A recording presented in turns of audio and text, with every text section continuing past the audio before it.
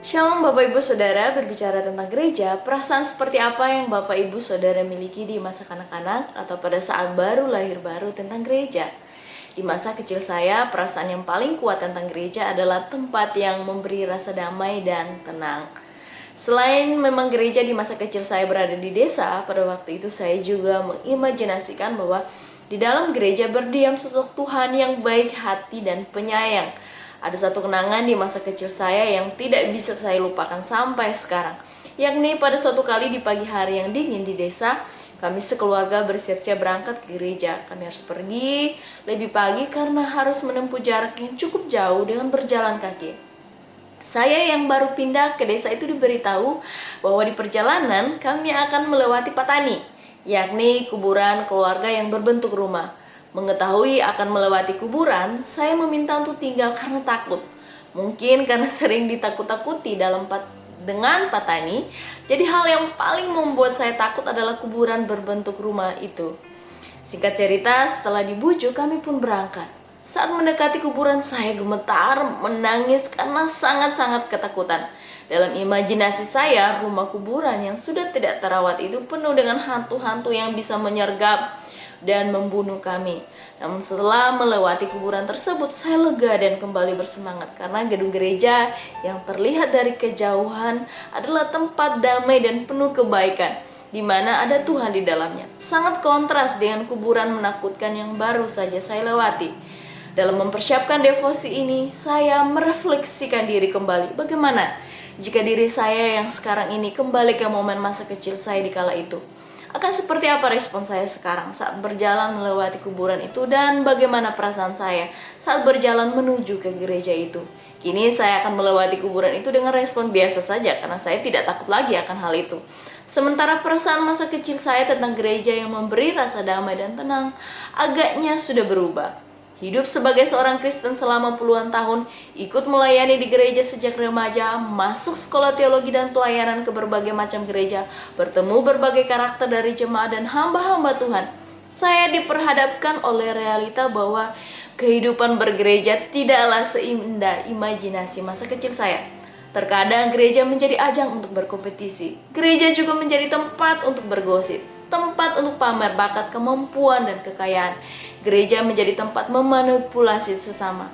Ada yang mencari keuntungan, ada yang iri dan dengki, ada yang memberi namun ada jebakannya. Ada yang naif dan sangat masa bodoh dan lain sebagainya.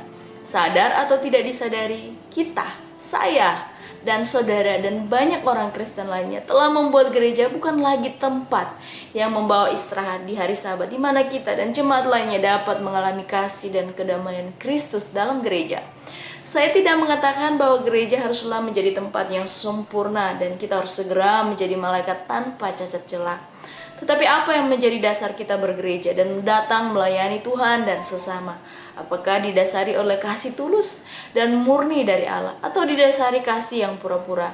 Paulus dalam Roma 12 ayat 9 menasehati gereja Tuhan, hendaklah kasih itu jangan pura-pura. Jauhilah yang jahat dan lakukanlah yang baik. Kata tidak berpura-pura dalam nats ini berkaitan dengan topeng yang biasa digunakan dalam pertunjukan teater Yunani Romawi kuno yang seringkali harus memerankan tokoh yang sangat berbeda dengan karakter mereka sehari-hari. Kasih tidak boleh seperti itu. Apa yang ada di luar harus sama dengan apa yang ada di dalam. Kasih bukan pertunjukan teater. Kasih bukan kemunafikan. Kasih yang berbeda dari kasih dalam dunia ini, yakni kasih agape yang dicurahkan oleh Roh Kudus ke dalam hati orang percaya. Kasih yang ditunjukkan oleh Kristus di atas kayu salib bagi kita yang dulu masih berdosa, lemah dan menjadi musuh Allah. Saking kuatnya kasih ini sampai-sampai tidak ada satu makhluk atau peristiwa apapun yang bisa membuat orang percaya terpisah dari kasih ini. Di momen hari ini di mana banyak orang merayakan kasih sayang dalam berbagai bentuk kasih, marilah kita kembali kepada kasih yang sejati. Kita menjadi gereja yang saling membuka diri dalam kekurangan masing-masing, serta bersedia bertumbuh bersama sebagai sebuah komunitas dalam bingkai hubungan Kristus dengan gerejanya yang didasarkan pada kasih, kebenaran, dan pengorbanannya sendiri. Sembari kita tekun berdoa, memohon agar Kristus terus-menerus membasuh dan menguduskan gerejanya agar semakin serupa dengannya dan menyenangkan hatinya. Tuhan Yesus memberkati. Mari kita berdoa. Bapa, kami bersyukur bahwa hari ini Engkau mengingatkan kami betapa kasih-Mu yang sejati dan murni itu sangat kami perlukan.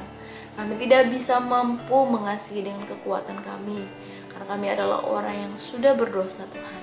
Tetapi biarlah Engkau, Roh Kudus, menolong kami mencurahkan kasih-Mu kepada kami agar kami saling mengasihi satu dengan yang lain, sehingga gereja-Mu bisa bertumbuh bersama, semakin mengenal Engkau dan semakin mengasihi Engkau dan berkenan kepadamu, Tuhan. Terpujilah Engkau, dalam nama Yesus kami berdoa. Haleluya. Amin.